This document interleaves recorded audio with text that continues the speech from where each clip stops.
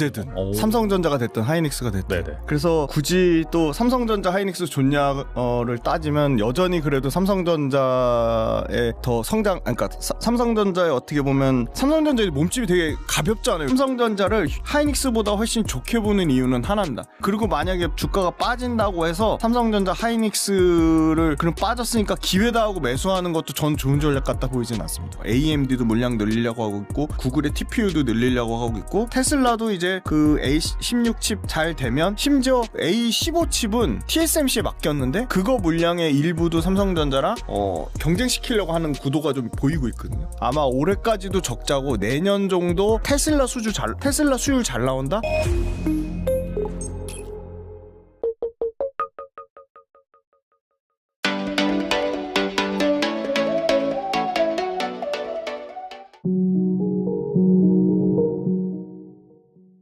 김준현 대표님 모셨습니다. 안녕하세요. 안녕하세요. 네, 여러분 아시다시피 요즘 코스피 지수가 1월 시작하자마자 정말 엄청나게 달리고 있습니다. 네네. 그래서 하는 그런 순간에 벌써 4,500을 돌파를 했고, 근데 아시다시피 딱 반도체가 정말 네. 중심이 돼서 맞습니다. 많이 올랐거든요. 그래서 이거 단기간에 너무나 많이 올라서 좀 부담스럽긴 한데 이 삼성전자 하이닉스 어떻게 보시는지 궁금하네요. 네, 일단 주가 매수매도 추천 리딩이 아닌데, 그러니까 저는 결론적으로 말씀드리면 아까 레악 대표님하고도 잠깐 얘기했는데 저는 언제든 조정 올 수 있다고 생각합니다. 언제든 삼성전자가 됐든 하이닉스가 됐든. 네네. 네. 그래서 굳이 또 삼성전자 하이닉스 좋냐를 따지면 여전히 그래도 삼성전자의 더 성장 그러니까 삼성전자의 어떻게 보면 삼성전자의 몸집이 되게 가볍잖아요. 요새 주가 흐름이 800조가 넘었는데 시가총액이 결론부터 얘기하면 삼성전자가 더 모멘텀을 많이 갖고 있지 않나? 성장 동력에 대한 모멘텀? 그럼 그렇다면 삼성전자가 모멘텀 많은데 밸류에이션이 비싸다고 하면 부담스러울 텐데 여전히 밸류에이션도 그러니까 올해 포워드 PER 기준으로 이제 12개월 포워드 PER이 10배 미만이거든요. 근데 재미난 건 삼성전자를 실적을 어떻게 추정하냐에 따라 다를 것 같아요. 일단 삼성전자 제일 낮게 보는 데가 영업이익 올해 110조를 잡아놨고요. 그 다음에 제일 많이 보는 데가 133조를 잡아놨어요. IBK가 제일 공격적으로 잡아놨는데 그 근거에는 역시나 낸드 쪽에서 50% 정도 성장이 나온다는 거고 낸드만 영업이익이 20조 그리고 낸드를 제외한 D램 쪽에서 거의 80조에서 90조 가까이 영업이익이 나온다는 거거든요. 근데 이제 영업이익 거의 133조로 간다고 하면 얼추 영업이익의 85%가 당기 순이익이니까 PER이 8배 밑으로 떨어지고요. 가장 보수적으로 보면 이제 키움의 110조 초반을 보면 그걸로 봐도 PER이 9.7배니까 10배 미만이잖아요. 그러니까 굉장히 밸류에이션 싼 건데 근데 좀 무서운 거는 딱 제가 요거 수급표 PD님 띄워주실 건데 외국인이 1조 7천억을 어제 팔았어요. 일종의 좀 차익 실현 물량이지 않을까요? 1,700억이 아니라 1조 7천억을 팔았다는 거에 대해서는 저는 충분히 이게 단기 고점 가능성이 좀 있어 보이고 그렇다고 그러면 외국인 산 거를 누가 받았냐 보면 여기 표 띄워주실 건데 여기 1조 6천억을 개인이 받았어요. 또 개인이 고점에서 일종의 물량을 받는 게 아니라 그런 좀 우려감이 있고 기관 안 샀거든요. 기관도 지금 13만 원대 보면 12월 말일부터 2조 1조 4천억 이렇게 팔고 있거든요. 3조 때 계속 팔고 있거든요. 기관도 이 정도 가격대에서는 차익 실현이 나오고 있고 근데 계속 좋은 얘기만 하잖아요. 네, 얼마 전에 또 충격적인 얘기 들은 거는 그 환율에 의한 착시 효과가 분명히 있다. 착시 효과요? 네. 그러니까 환율에 의해서 실적이 좀 좋아지는 부분이 한 15에서 20% 정도는 더 실적이 더 좋아지는 효과가 있다는 거고요. 두 번째는 반도체에 따라서 적극적으로 이제 공급을 늘리지 않고 있기 때문에 일종의 감산 효과를 일시적으로 받는 거라고 있는데 그거는 제가 다음 달 정도 한 번 더 체크하고 다음에 말씀드릴 수 있을 것 같아요. 꼭 체크해서 말씀드릴 건데 이게 지금 삼성전자에서 일시적인 감산 효과를 누리는 건지 하이닉스가 일시적인 감산 효과를 누리는 건지는 확인을 해봐야 돼요. 근데 중요한 거는 삼성전자 하이닉스만 있는 게 아니고 마이크론도 있는데 마이크론은 감산 효과에 대한 거는 제가 마이크론 실적도 체크를 하고 있는데 그런 얘기는 없거든요. 그래서 이게 그냥 단순히 시장에서 돌아다니는 썰인지 확인은 필요해 보여요. 근데 환율은 분명한 건 있는 것 같아요. 환율에 의해서 15에서 20% 정도 실적이 더 추가적으로 더 더해지는 부분이 있는 것 같고 삼성전자 하이닉스가 결론적으로 이제 가격이 계속 올라야 되잖아요. 근데 가격이 계속 올라가는 게 쉬울까? 아까도 말씀드렸지만 낸드가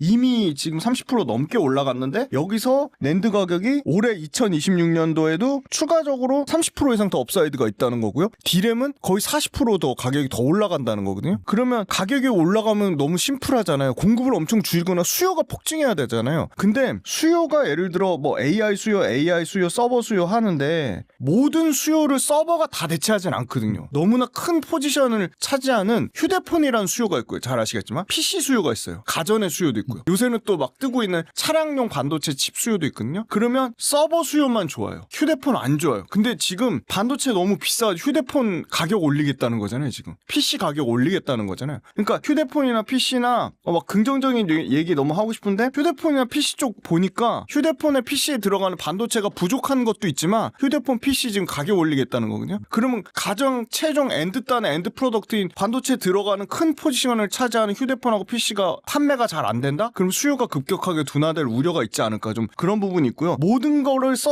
AI 서버인데 AI 서버가 다 대체하진 않는다는 거죠. 그래서 그런 측면으로 보면 상당히 조금 실적이 언제든 아마 정말 빠르면 올해 상반기는 잘 나올 것 같고 내년 하반기에 삼성전자 영업이익을요. 이제 딱 당장 올해 4분기부터 25년 4분기부터 20조 대 분기 영업이익 체력에서 내년 그러니까 올해 26년도 상반기는 한 25조에서 한 28조 대 26년 하반기 3분기부터는 거의 35조 대 분기 영업이익이 올라온다고 하거든요. 그럼 35조의 영업이익이 올라오려면 상식적으로 서버 폭증하고 휴대폰하고 PC 쪽에서 깎아먹지 않아야 돼요. 최소한 본전치기 하거나 본전보다 좋아야 되는데 지금 전반적으로 이 삼성전자 그 컨센서스 잡아놓은 거에 보면요. 휴대폰은 가격 올라가는 것 때문에 일부 역성장 잡아놨고요. 물론 한 자릿수입니다. PC도 마찬가지예요. 가격 올라가는 것 때문에 일부 역성장 잡아놨거든요. 그러면 서버 아무리 좋아져도 서버가 전체 매출에서 메모리 반도체 매출에서 차지하는 비중 많이 올라와서 30%거든요. 그럼 나머지 30% 제외한 70%가 최소한 본전치기는 해야 되잖아요. 본전은 돼야 되잖아요. 근데 본전보다 역성장 잡아놨다고. 그럼 구조적으로 분기 30조 대 영업이익이 나오기 어려울 거라 보고 있어요. 근데 삼성전자를 하이닉스보다 훨씬 좋게 보는 이유는 하나입니다. 삼성전자는 HBM에 대한 지난번에도 분명히 말씀드렸는데 기대감이 없죠. 근데 HBM4부터 급격하게 점유율이 올라갈 것으로 봅니다. 삼성전자 심지어 HBM4 요거는 제가 확인한 건데 공격적으로 하지 않고 있어요. 왜? 일반 D램과 낸드가 너무 잘 팔리고 가격이 계속 올라가는 상황이니까. 근데 그래도 HBM을 합니다. 왜? 엔비디아 때문에 하는 것도 있지만 다른 주문용 반도체, 아식 반도체를 만드는 구글, 아마존, 메타, 마이크로소프트를 위해서 하고 있거든요. 왜냐면 주문용 반도체에도 HBM3도 필요하고 HBM4도 필요하니까. 그래서 지금 얘기 나오는 게 구글의 TPU랑 아마존이랑 메타 그리고 엔비디아의 차세대 루빈부터 당장 올해 1분기에 삼성전자의 HBM4 최종 승이 떨어져서 삼성전자도 2분기부터 HBM 출하량이 급증할 거라고 보고 있어요. 그럼 지금 PER 9배에서 10배 왔다 갔다 하는 거에 HBM에 대한 어떤 기대감이나 HBM 실적이 폭증하는 거를 온전히 반영했냐? 그건 아닌 것 같거든요. 그래서 약간의 그 HBM 때문에 삼성전자는 HBM이 전혀 없던 기대감이 올라오니까 그 HBM 기대감을 반영할 수 있는 거고 실질적으로 삼성전자가 예상하는 거 제일 보수적으로 보는 데는 HBM 출하량 판매 나가는 게 2배 보고 있고요. 많이 보는 데는 3배 증가한다고 보고 있어요. 그러니까 HBM의 점유율이 10%대 미만에서 한 8, 9%대에서 지금 보수적으로 보는 데는 한 25%까지 올라갈 거다 점유율이. 그럼 그 점유율 어디서 뺏어올까? 전 하이닉스로부터 뺏어온다고 보거든요. 마이크로는 그냥 계속 그냥 보합이에요. 그냥 15에서 20% 왔다 갔다 하는 수준이고요. 물론 마이크론도 여러 가지 또 발열이나 설계 문제가 나오면서 여기서 마이크론 20% 점유율에서 하이닉스 점유율을 공격적으로 뺏어서 40% 이렇게 간다? 불가능하다고 보거든요. 그리고 마이크론도 마찬가지죠. 삼성전자 하이닉스처럼 일반 D램과 낸드가 잘 팔리는데 굳이 무리해서 HBM 팔 이유가 없는 거죠. 그러니까 결론적으로는 삼성전자는 하이닉스 HBM 점유율을 최소한 10%에서 20% 가까이 뺏으면서 HBM4 시장에서는 한 30%까지 점유율이 올라오면서 HBM이 매출이 지금 한 25조대 해서 30조대까지는 HBM 매출이 3E랑 HBM4 합쳐서 거의 25조에서 30조 매출이 추가 애드되는 거니까 상당히 기대감이 있고 그 다음에 LPDDR이랑 낸드의 가격 이름은 언제쯤 떨어질 거냐라고 말씀드리면 지금 낸드가 지금 아까 말씀드린 거의 30%대 상승 D램이 50%대 상승인데 이게 지금 서버 때문에 최소한 올해 상반기 그러니까 2분기까지는 가격 안 떨어진다고 하면 삼성전자가 결국은 매출은 P 곱하기 Q니까 가격 안 떨어지고 물량이 크게 안 줄어들면 빠질 이유는 없는 거죠. 근데 그 밑바탕에는 나머지 사업부 휴대폰이 실적이 깨지지 않아야 되고 디스플레이가 깨지지 않아야 되고 차량용 전장이 깨지지 않아야 되고 PC가 깨지지 않아야 된다. 그러면 상대적으로 하이닉스는 HBM에 대한 비중이 크잖아요. HBM이 40%까지 올라오더라고요. 전체 매출에서 차지하는 비중이. 뭐 26년도 올해 것까지 뭐 팔았다고 하지만 근데 삼성전자는 HBM 출하량이 2-3배 늘어나는 성장폭이 있는데 하이닉스가 그럼 여기서 HBM 출하량이 2배가 늘어날 수가 없죠. 이미 HBM 지금 소위 말해서 63%까지 점유율을 차지하고 있는데 그 63% 점유율조차도 삼성전자한테 뺏길 우려가 있다는 거잖아요. 그래서 결론적으로는 외사까지 포함해가지고 막 삼성전자 하이닉스 미친 듯이 목표가 올리고 있는데 지금 조금 조심할 때라고 보고 있습니다. 그러면은 뭐 언제든지 폭락이 한 번 정도 나올 수 있다. 그렇게 네네. 볼 수 있는 거네요. 네네.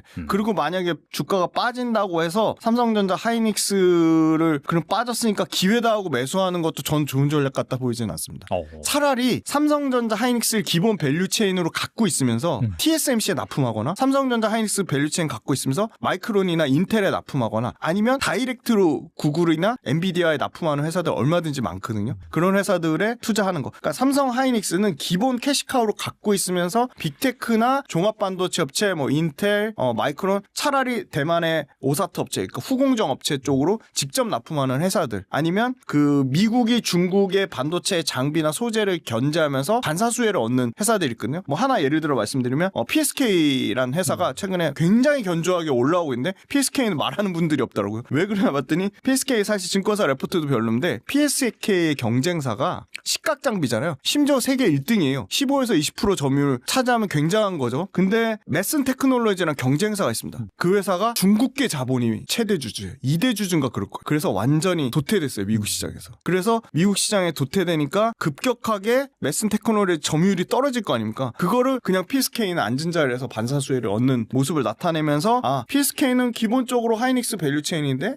미국 시장에서 마이크론에도 들어가겠구나. 인텔에도 들어가겠구나. 그런 일종의 빅테크와 직접 또는 종합반도체 미국에 납품하는 업체에 직접적인 수혜를 받을 수 있는 회사들로 좀 보는 게 좋지 않을까. 그렇게 보고 있습니다. 그리고 TSMC 물량이 꽉 찬 상황에서 테슬라, 구글, AMD 등 빅테크 기업들이 삼성 파운드리를 대안으로 주목하고 있으며 특히 테슬라의 수율이 잘 나올 경우 다른 기업들의 수주가 폭발할 것이다 라는 전망이 있습니다. 삼성 파운드리가 이 낙수 효과를 넘어서 TSMC를 위협하는 강력한 파트너로 성장할 가능성 어떻게 보세요? 네, 그 굉장히 중요한 얘기 해주셨는데 삼성전자는 또 하나의 또 모멘텀이 있죠. 파운드리라는. 네네. 그러니까 아무래도 하이닉스보다 점수를 더 줄 수밖에 없는 것 같아요. 말씀하신 굉장히 중요한데요. 지금 목에 이미 차다 못해 이미 내년 것까지 27년도 것까지 물량을 못 받잖아요. 이미 엔비디아랑 애플 것만으로도 차고 벅차서 못 하거든요. 근데 심지어 잘 아시겠지만 TSMC도 미국의 압박을 받아서 아이다호 공장 엄청나게 미국의 비싼 인건비 고용하면서 미국에 많은 돈을 투자했는데 그걸 리턴을 받아야 될 거 아니에요. 시간이 소요되겠죠. 저는 못해도 최소 미국 공장 돌려가지고 예를 들어 그 아이다호 공장을 TSMC가 언제 리턴해서 이익을 남길까? 최소 2년 이상 보거든요. 그러니까 TSMC 입장에서도 이러지도 못하고 저러지도 못한 상황인데 애플이랑 엔비디아를 제외한 나머지 고객사를 받기에는 캐파의 여유가 없습니다. 그래서 대만 내에서 자꾸 증설하려고 하는데 그것도 뭐 쉽지 않은 상황이고. 그래서 결론적으로는 그냥 삼성전자는 요거 말씀하신 이제 그 수주 받은 거 있잖아요. 이 애플의 이미지 센서가 그거보다 더 큰 물량을 이제 그거죠. 테슬라의 이제 그 도조칩 관련 A16 칩 요거 가동률이 아마 잘 나오면 분명히 지금 이미 벌써 컨택하고 있을지도 모릅니다. 그것도 제가 삼성전자 다니는 친구한테 지금 확인 중인데